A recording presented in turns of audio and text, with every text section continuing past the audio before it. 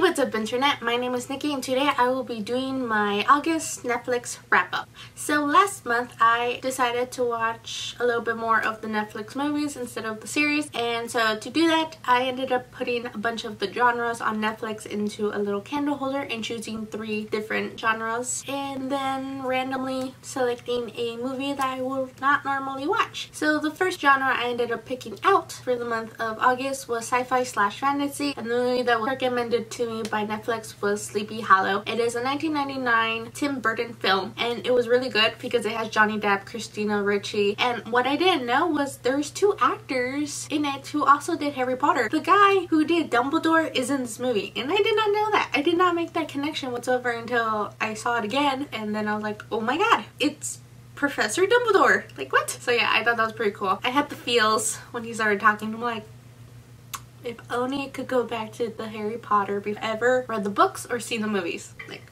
so anyhow, the story is basically based on a folklore about a headless horseman who comes back from the dead and basically chops off other people's heads until he ends up finding his own. A head for a head, essentially. So anyways, from my little research I did on this movie is that they didn't go specifically on the folklore that has been around for I don't know how long. It's really old.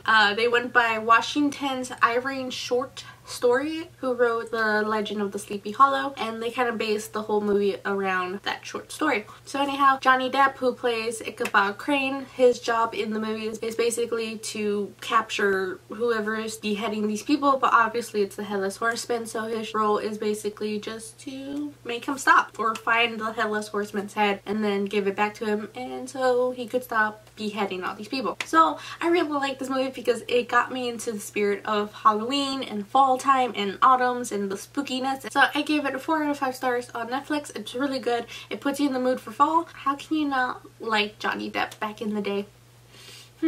So the second genre that I picked out last month was documentaries, and I ended up watching The Fear of 13. So this documentary really got me, like, emotionally. Like, I cried in this movie. I don't know why. It just made me really, really sad. So the story follows Nick Yard, who spends 2 decades on death row as a convicted murderer, and he ends up petitioning the court to execute him. And it kind of just tells the story of what happened in those 20 years of him being in prison, from how it was from the first year he was there all the way to the point where he finally decides that he wants to be executed. This story was really, really good. I gave this 5 out of 5 stars on Netflix. It was that good. It was really impactful and you get insight of the whole jail system, especially on in solitary, because that's where he was for 20 years. He was in solitary. He could not communicate with anybody else. He was always by himself, and the only people he actually got to see were like the jail police officers who were there walking back and forth, giving them food and all that stuff. And it's just mind-blowing to see what he goes through in those 20 years.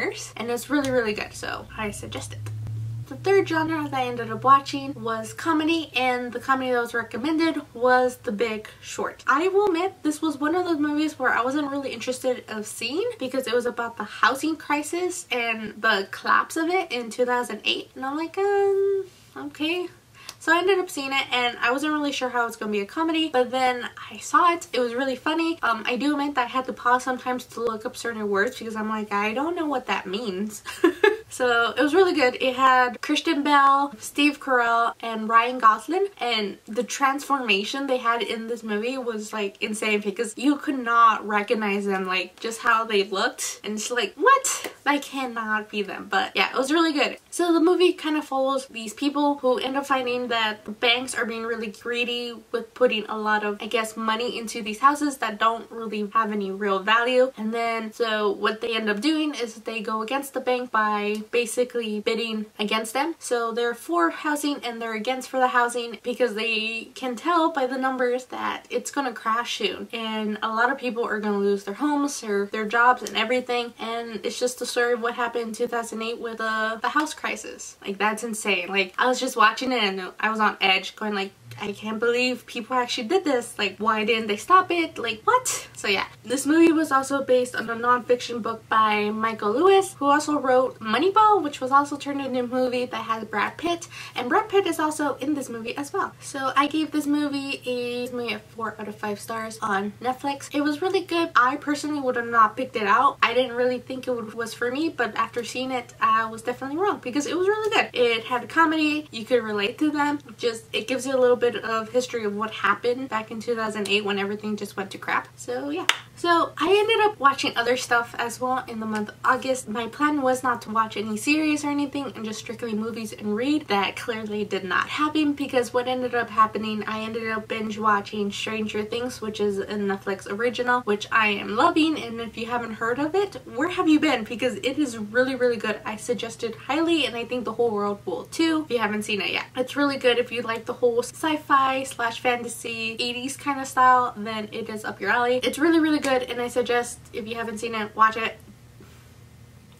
The second thing that I have been watching was Kuroko's basketball, which Kuroko plays, or something like that. It is an anime about a high school student who ends up joining the basketball team, and his goal is to teach his middle school team that basketball is not strictly about talent, but it is about the relationship you have with your team. And it was really good. I ended up binge watching the whole 3 seasons of it, and I'm kind of sad that I ended up doing that because the feels of it, I loved it.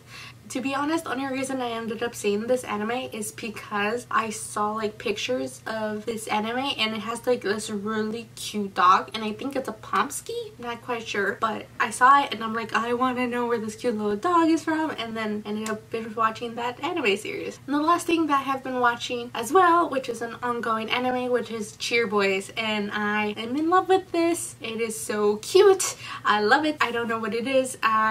It's about an all-man's cheerleading team and just the friendships of it, and then the broccoli dude. Yeah, so that is it. That's all I've been watching in the month of August.